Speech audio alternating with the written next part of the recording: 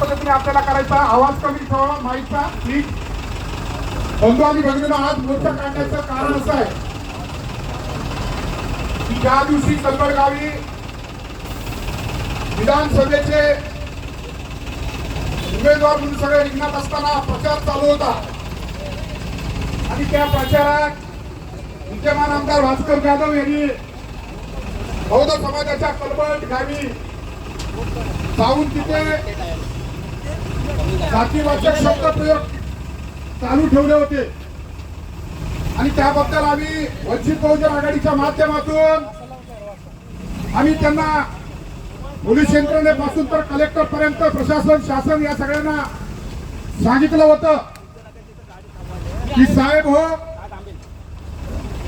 विद्यमान आमदार भास्कर जाधव हे संसदेत विद्वान आणि नुसते विद्वान नव्हे तर त्यांच्या काम करण्याची पद्धत जी आहे ती सगळ्यांनाच ठावा आहे. डोळे मोठे बेडकासारखं बघायचं आणि शासन प्रशासनाला घाबरवायचं आणि इथल्या असणारी दांडगाई, इथल्या असणारी हुकुमशाही, इथल्या असणारी दादागिरी या पद्धतीचं काम एखाद्या मतदारसंघामध्ये कशा पद्धतीचं विकास काम थांबवलंय.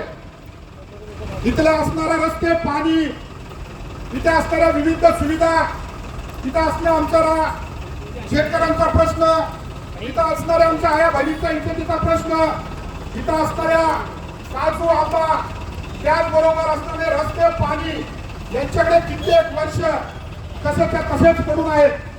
परंतु भास्कर जाधव काय करतात?